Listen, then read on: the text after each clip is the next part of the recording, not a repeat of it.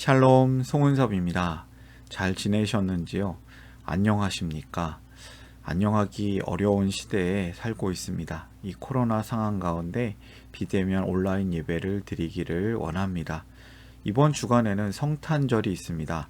성탄을 준비하는 한 주간이 되길 원하고 이 땅에 우리를 살리려고 오신 예수님을 기념하고 감사하고 함께 기뻐하는 그 기쁨을 이웃과 함께 나눌 수 있는 주간이 되길 원합니다. 이 본 영상 설교 메시지는 새가족교회 가족들을 위해서 준비했고요. 신앙생활을 처음 시작하는 분들, 젊은 분들, 우리 청소년들을 위한 쉬운 메시지입니다. 오늘 설교 본문은 창세기 45장에 해당되는 내용이에요. 내가 요셉입니다. 요셉이 정체를 밝히는 그런 이야기입니다. 창세기 45장 5절 말씀 새번역 성경으로 읽겠습니다. 그러나 이제는 걱정하지 마십시오. 자책하지도 마십시오. 형님들이 나를 이곳에 팔아 넘기긴 하였습니다만 그것은 하나님이 형님들보다 앞서서 나를 여기에 보내셔서 우리의 목숨을 살려주시려고 그렇게 하신 것입니다. 아멘. 이번 주간이 12월 25일, 2020년도도 이제 2주밖에 남지 않았습니다. 오늘 포함해서 이제 2번의 주일이 지나면 2021년도인데요.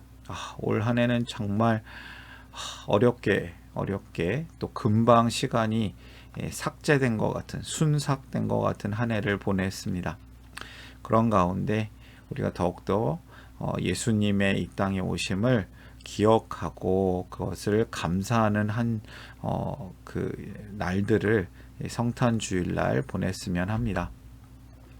성탄을 준비하는 주일이에요. 우리를 살리시려고 이 땅에 오신 예수님을 함께 기뻐합니다. 마음은 좀 별로 편치는 않지만 우리 예수님 때문에 기뻐할 수 있기를 원합니다. 기쁜 표정 한번 지어볼까요? 코로나가 어서 물러나기를, 잠잠해지기를 기도합니다. 용서가 좀 어렵죠. 지금 요셉이 어떤 상황이냐면 자신을 팔아버린 형들을 맞이해야 되는 상황이에요. 용서했다고 이젠 다 잊었다고 마음 먹었어도 어느 순간에는 다시 상처가 덧나고 되살아나기 쉽습니다. 저도 그런 일들을 좀 겪은 적이 있는데요. 용서했다고 한 그 상대가 다시 나타났을 때 제 마음이 용서하지 못하는 거예요. 다시 막 화가 울컥 나기도 하는 거예요. 때린 사람은 기억을 못해도 맞은 사람은 평생 기억한다. 이건 마음의 문제 아니겠습니까? 영화 밀양에 보면요. 이 영화가 기독교 영화인 것 같으면서도 아닌 것 같기도 한 이 영화 밀양에서 보면요. 비극의 여인 신혜라는 주인공이 있는데 전도연 씨가 주인공으로 분했습니다. 이 원수를 용서하려고 했지만 결국 용서할 수 없었습니다. 피해자인 자신이 아직 준비가 되어 있지 않은데 가해자가 먼저 용서받았다고 말하는 상황에 분노하고 맙니다. 소설 벌레 이야기, 이청준 씨가 쓴 이야기, 이 소설 가운데 이 원작이 있는데요. 이 용서라는 문제가 너무 어렵지 않습니까? 요셉은 자신을 팔아버린 형들 어떻게 용서할 수 있었을까요? 요셉이 겪은 고난은 결코 쉽게 용서할 수 있는 일들이 아니었습니다. 오늘 성경 말씀을 보면서 그 깊은 의미를 우리가 이해하고 또 은혜 가운데 이 말씀을 받았으면 합니다. 창세기 45장의 이 앞에 있는 이야기, 제가 창세기 설교를 모든 본문을 하고 있지는 않습니다. 중간에 조금 건너뛰기도 하는데요. 이 42장부터 44장까지 해당되는 내용을 좀 요약을 하자면 이 이집트의 총리가 된 요셉 이야기가 그 앞에 제가 설교를 했고요. 그 다음에 무슨 일이 있냐면 꿈대로, 바로의 꿈대로 이 온 땅에 기근이 찾아왔어요. 가나안 땅에도 기근이 들었고 이 요셉의 형들, 야곱과 요셉의 형들도 먹을 것이 없어서 이집트로 찾아오게 됩니다. 왜냐하면 이집트에는 아주 똑똑한 총리가 있어서 먹을 것을 많이 모아놨다더라, 이런 소문이 있었던 거죠. 요셉은 형들을 만났습니다. 근데 알아봤지만 형들은 요셉을 알아보지 못합니다. 옷을 다르게 입었죠. 요셉의 인생 가운데 이 옷에 대한 그 상징들이 여러 가지 있지만 형들은 요셉을 아무튼 알아보지 못합니다. 형들이 간첩, 스파이로 이렇게 오인을 받아서 옥에 갇히고 신문을 당하죠. 너네 누구야? 너네 간첩이지. 근데 형들이 옥에 갇히고 요셉을 팔았던 죄들을 그 안에서 막 이야기하면서 죄를 시인하고 후회합니다. 요셉이 이런 이야기를 듣고 울죠. 네. 자기네들은 요셉이 이집트 사람이니까 모를 거라고 생각하고 히브리 말로 막 얘기하는데 요셉이 다 알아듣고, 앞에는 통역을 뒀지만 실제로는 다 알아듣고 울게 됩니다. 형제 중 한 사람 시므온이 갇히게 되고 요셉의 형들이 가나안으로 돌아갑니다. 이제 증명하려면 그 막내 동생을 데리고 와라, 이런 조건이 있었습니다. 형들이 또 베냐민을 데리고 이집트로 다시 옵니다. 요셉은 다시 만난 형제들을 환대하고 기쁘게 맞이하고 특별하게 대접합니다. 요셉의 시험 가운데 베냐민의 자루에 잔을 넣어놓고 베냐민을 남길지 이 모두를 또 아무튼 약간 시험하게 하는 그런 시험 가운데 유다가 베냐민 대신에 내가 종이 되겠다, 그 아이만큼은 안 됩니다. 아버지가 실망하십니다. 아버지가 너무나도 슬퍼하십니다. 차라리 내가 종이 되겠다. 유다의 이런 모습 가운데 정말 요셉은 마음이 울컥하는 거죠. 이런 모습이 사실 예수님에 대한 상징이기도 한, 이 다시 오실 예수님에 대한 모습을 보여주기도 하죠. 오늘 본문을 위해서, 설교를 위해서 세 가지 질문을 준비했습니다. 이런 중심이 되는 세 가지 질문은 쉬운 질문이며 답도 쉽습니다. 이 메시지를 듣는 여러분들에게 중요한 본문을 이해하는 세 가지 기둥이 되기를 원하고요. 하나님께서 각자에게 주시는 말씀의 은혜와 도전이 되기를 바랍니다. 세 가지 질문. 첫 번째 질문이에요. 요셉은 어떻게 자신의 정체를 밝히는가? 어떻게 밝힐까요? 1절부터 3절까지 보면 요셉은 북받치는 감정을 억누르지 못하고 자기의 모든 시종들 앞에서 그만 모두들 물러가라고 소리쳤다. 주위 사람들을 물러가게 하고 요셉은 드디어 자기가 누구인지를 형제들에게 밝히고 나서 한참 동안 울었다. 네. 이집트 신하들을 다 물러가게 한 다음에 자기가 요셉입니다. 3절. 내가 요셉입니다. 아버지께서 다 아직 살아계시다고요. 이렇게 얘기하는데 요셉이 형제들을 이렇게 말하고 있는데 형제들이 놀라죠. 어리둥절하여서 요셉 앞에서 입이 얼어붙고 말았다. 요셉이 형들이 지난 잘못을 뉘우치고 회개하고 있음을 확인했습니다. 그리고 아버지와 동생 베냐민에 대한 사랑을 알고는 감동하였습니다. 더 이상 마음을 추스릴 수가 없는 거예요. 그냥 울컥해가지고 북받치는 감정을 억누르지 못하고 이제 울고 엉엉 울면서 형님, 제가 요셉입니다. 정체를 밝힙니다. 근데 형들은 반갑지만 뭔가 두려운 상황이에요. 놀래가지고 요셉 앞에서 입이 얼어붙고 마는 것이죠. 형들이 어떤 감정이겠습니까? 얘가 요셉이구나. 그렇다면 우리를 어떻게 하지 않을까? 죽이지 않을까? 우리를 혼내지 않을까? 그런데 요셉은 행복함을 선택합니다.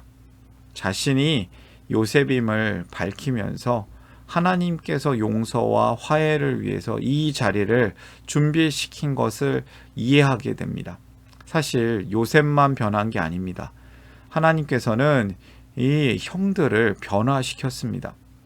하나님께서 용서와 화해를 위하여 형들을 성숙하게 하셨고 잘못을 뉘우치게 하셨고 루벤이라든지 유다 같은 좋은 형들의 모습을 보여줬고 이 유다는 베냐민을 위해서 자신의 목숨을 다시 내놓지 않습니까?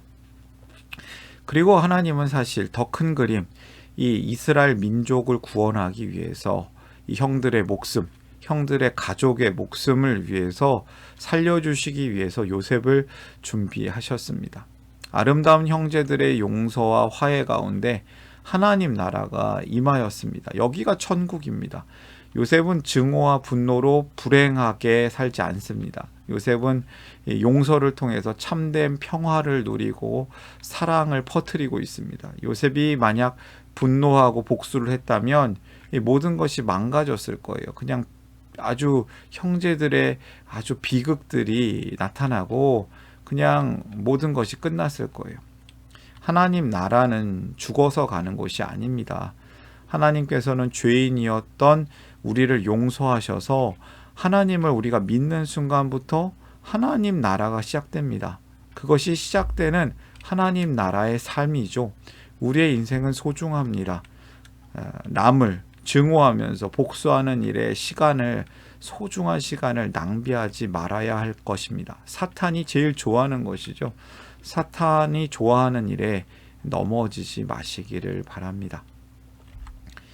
하나님께서는 우리를 이미 용서하셨습니다. 성도는 이 용서를 통해서 하나님 나라를 살 수 있습니다. 하나님 나라를 사시기를 축복합니다. 두 번째 질문이에요. 요셉은 놀란 형들에게 어떤 고백을 하는가? 요셉이라고 밝히고 나서 이런 고백을 하고 있어요. 이리 가까이 오십시오.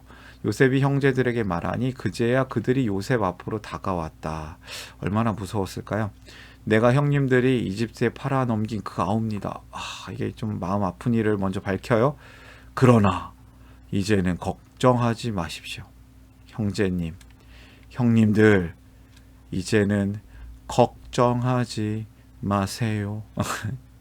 형님들이 나를 이곳에 팔아 넘기긴 하였습니다만 그것은 하나님이 형님들보다 앞서서 나를 여기에 보내셔서 우리의 목숨을 살려주시려고 그렇게 하신 것입니다. 요셉이 인생을 뒤돌아보니까 내가 여기 온 것은 형님들이 팔아 넘긴 것 맞지만 더 큰 하나님 계획, 하나님이 보내신 겁니다. 나를 이리로 보내신 것은 형님들이 아니라 하나님이 하셨습니다. 라는 고백을 합니다. 하나님이 여기로 보내셨습니다. 우린 여기를 왜 살고 있을까요? 하나님은 우리를 왜 코로나 상황 가운데 살게 하실까요? 이 세계적으로 어려운 상황 가운데 성도는 어떻게 살아야 할까요? 우리는, 저는, 송은섭은 왜 교회를 개척해 가지고 이 코로나 상황 가운데 어렵게 살고 있는 걸까요? 하나님이 지금 여기로 보내셨습니다. 저는 그것을 믿습니다. 분명한 것은 하나님께서 우리에게 이 삶을 허락하셨다는 거예요. 지금 여기에 살게 하셨습니다. 이 땅에 흉년이든지 이태가 됩니다. 2년 동안 흉년이 있었습니다. 앞으로도 5년 동안 더 흉년이 있습니다. 하나님이 나를 형님들보다 앞서서 보내신 것은 또 얘기를 하고 있죠. 사실 요셉은 이 고백을 5번이나 하고 있어요. 하나님이 나를 여기에 보내셨다. 크나큰 구원을 베푸셔서 형님들의 목숨을 지켜주시려는 것이고 또 형님들의 자손을 이 세상에 남게 하시려는 것입니다. 그러므로 실제로 나를 이리로 보낸 것은 형님들이 아니라 하나님이십니다. 하나님이 나를 이리로 보내셔서 바로의 아버지가 되게 하시고 바로의 온 집안의 최고의 어른이 되게 하시고 이집트 온 땅의 통치자로 세우신 것입니다.